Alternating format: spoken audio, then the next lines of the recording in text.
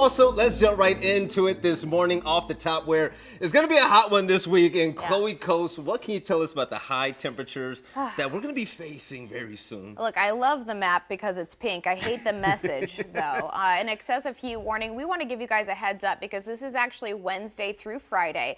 But we're looking at high temperatures area-wide, 106 to 115 degrees, even as high as 120 degrees out in Death Valley. And usually people will say, let's go to Mount Charleston to cool off. Well, even there, we have heat advisories not just in place for our local mountains, but across Lincoln County, Central Nye County, and Esmeralda County. So the heat risk for our area, major to extreme as those temperatures rise. Locally, we're going to be at or above 110 degrees this week. And this is what it looks like. Our weather alert days, Wednesday, Thursday, and Friday.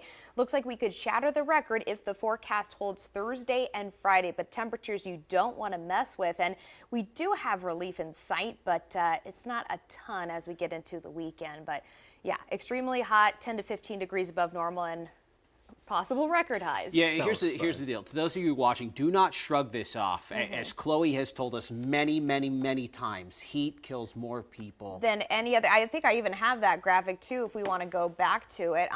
But heat kills more people than any other weather-related event. Now, this is the statistics that have been given out by the National Weather Service just last year. So that's the red you see. But even on the 10-year and even 30-year average, heat kills more people than flooding, lightning, tornadoes, and hurricanes combined.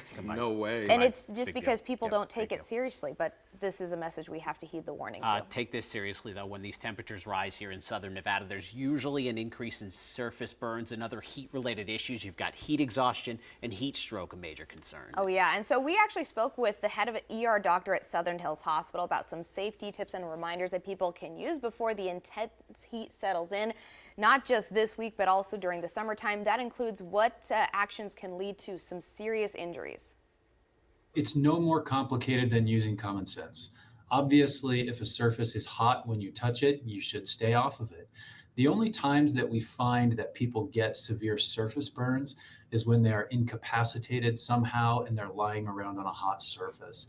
Usually that happens when we've had a little too much to drink.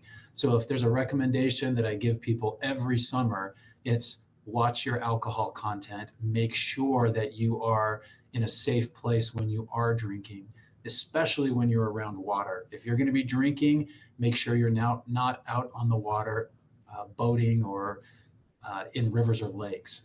Lots of people drown because of that. Now, there's a lot of tips that you could take during these hot months, such as drinking water, staying hydrated. Sports drinks with electrolytes are especially good for you as well. But the one thing that's super important, avoid alcohol and caffeine. I know we're in Las Vegas. I know we're used to the hustle and bustle, but you got to be cognizant of that. Also, wear colored, light, loose-fitting clothing and avoid spending prolonged periods of time outside during the hottest part of the day. All right, this is also the perfect reminder for all three of us as dog owners, pet owners. Bring them inside. You know, those early morning walks, those late night walks are always recommended, or walks in the grass, real grass, not the turf, right? Of course, a reminder, never leave your kids in a hot car as we see these preventable tragic deaths every year. Do not do it. I mean, do whatever you got to do to set yourself for the reminder. Leave your and the thing is, a lot of times it's an accident. Yes. Unfortunately, we see it every single year. But there are some tips out there, like for example, put your bag back there, put your wallet back there. So if you're busy, if you're tired, and you're running around, you're like, oh yeah. If you're leaving your car, you don't forget. You never forget your wallet. I mean, you should never forget the kid. But sometimes accidents happen. To prevent it, put the stuff in the back.